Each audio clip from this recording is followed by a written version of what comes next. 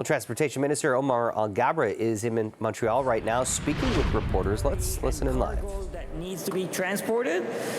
So I hope that we won't see any more labor disruption. I have confidence in the unions and the employers' desire to stop labor disruption and to get back to work.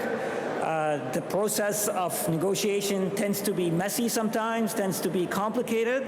This is an element, a characteristic element of what negotiations would look like.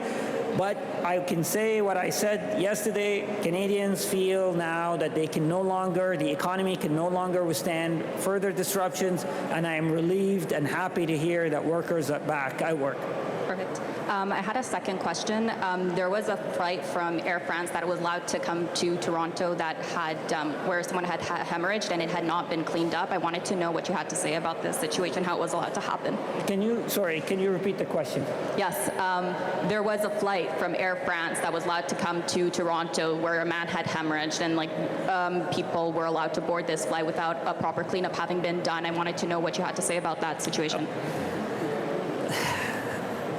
Look, I, on behalf of all Canadians, expect high standard of service to be provided to passengers by airlines, by airports, by all involved.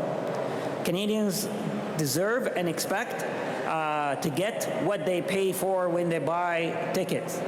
That's why our government is utilizing all public policy tools available to ensure that the passengers are protected, their rights are protected, that the sector is efficient, is transparent, and that we have service standards now in the new bill that I just tabled before the House rose for the summer, Bill C-52, will establish a new service standard for airlines, for airports, for NAV Canada.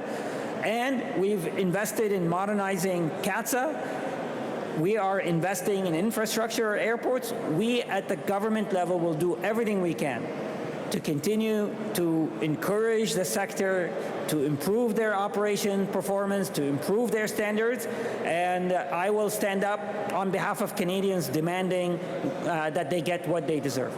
Okay, but in regards to this situation in particular, is there anything being done to look into it? As you could tell, I don't want to speak about a specific incident because it's some of them is operational responsibilities by airlines, by airports. What I'm talking to is what overall we're doing to the system to improve that the system raises its game. It does better for Canadians, it does better for travelers, and that's what I'll continue to do.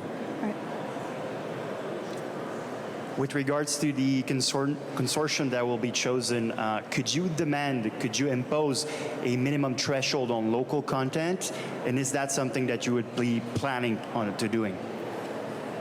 The phase that we're entering right now, the request for proposal, will be done to evaluate the best partner on their capabilities, on their engineering capabilities, on their financing capabilities, on their operation capabilities. Once we select...